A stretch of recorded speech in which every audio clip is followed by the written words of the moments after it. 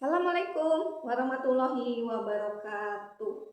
Waalaikumsalam warahmatullahi wabarakatuh. Apa kabar anak-anakku semua?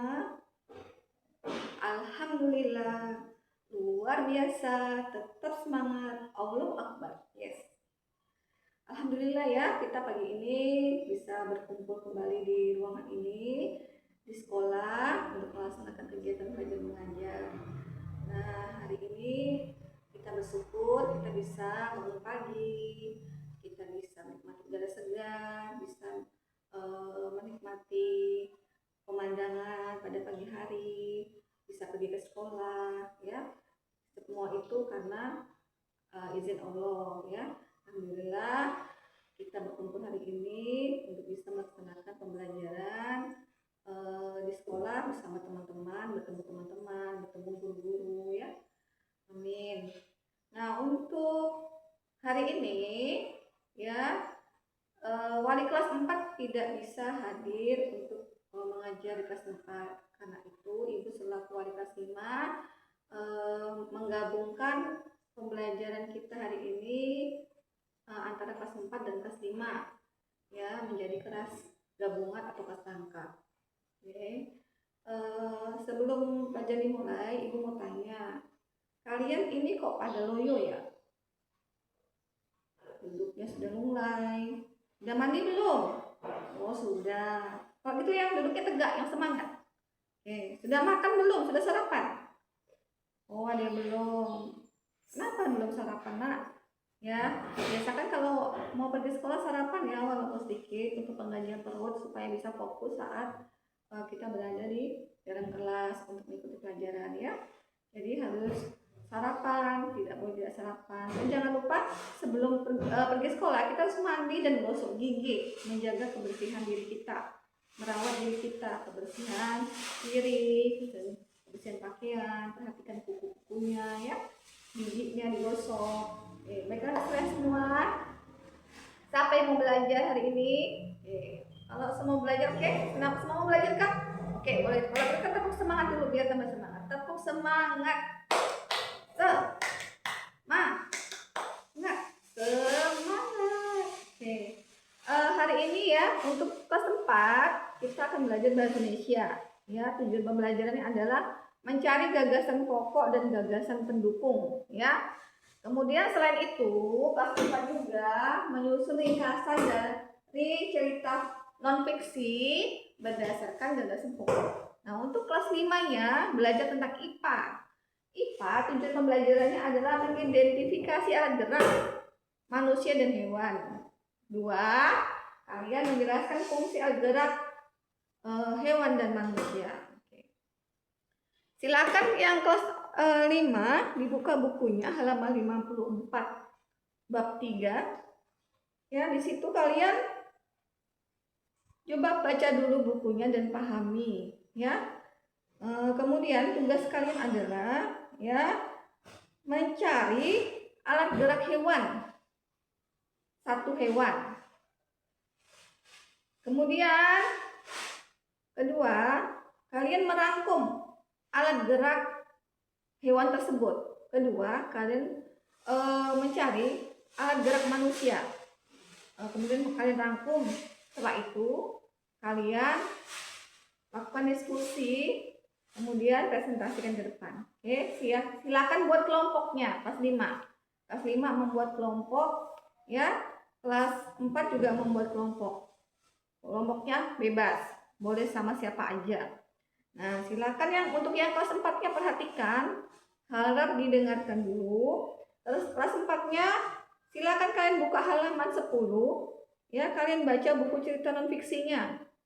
Kemudian setelah kalian baca, kalian susun ide pokok dan ide pendukungnya di dalam buku, kemudian kalian presentasikan. Baik. Ibu contohkan ya. Contohnya di sini adalah cerita fiksi, non fiksi. Ini ceritanya. Di sini ada sebuah paragraf, ya, sebuah paragraf di sini. Manusia membutuhkan alat gerak.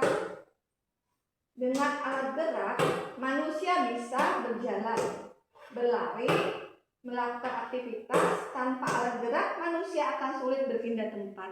Nah, ini adalah suatu paragraf yang berisi kalimat pendukung dan kalimat pokok atau ide utama atau ide pokok. Ya, jadi dalam setiap paragraf itu memiliki kalimat pokok atau kalimat utama dan memiliki kalimat pendukung. Oke. Apa ya kalimat pokok itu? Masih ingat kemarin pernah kita bahas? Kalimat pokok atau ide pokok atau kalimat utama atau gagasan utama. Apa artinya ya? Oke. Oh ya, benar, hebat Siva. Ya, jadi ide pokok itu adalah inti pembahasan dalam sebuah paragraf. Ya, inti pembahasan dalam sebuah paragraf itu namanya ide pokok.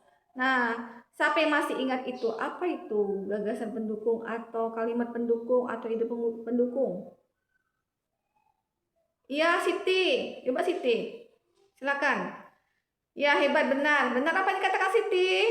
Oh iya, hebat. Tepuk tangan buat Siti. Jadi, gagasan pendukung adalah bentuk penjelasan dari gagasan utama ya.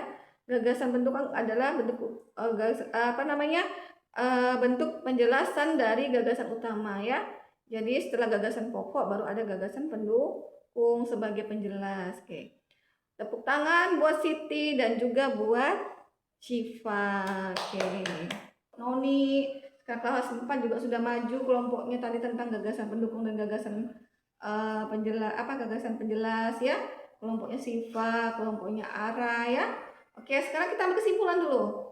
Untuk gagasan pokoknya kita cari mana ya gagasan pokoknya, mana ya gagasan pendukungnya. Coba Syifa, yang mana Syifa? Oh iya, benar. Apa yang Syifa sebutkan sudah benar. Jadi gagasan pokoknya adalah manusia membutuhkan alat gerak. Itu adalah gagasan pokoknya. Kemudian gagasan pendukungnya kalimatnya seperti apa ini? Barangnya. Dengan alat gerak, manusia bisa berjalan, berlari, melakukan aktivitas. Tanpa alat gerak, manusia akan sulit berpindah tempat. Alhamdulillah sudah paham ya kelas 4 ya. Ya, mudah kan mencari gagasan pokok dan pendukung.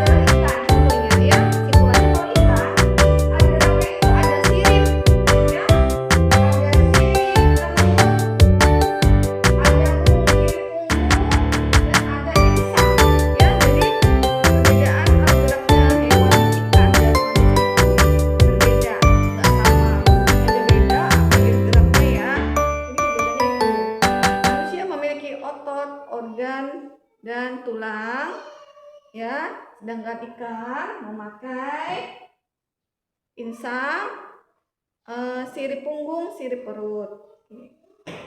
Sampai di sini dulu materi kita. Ada yang mau ditanyakan? Ya, jadi ada penugasannya ya. Tugasnya kalian nanti membuat gambar alat gerak hewan dan tumbuhan ya untuk kelas 5 dan kelas ini.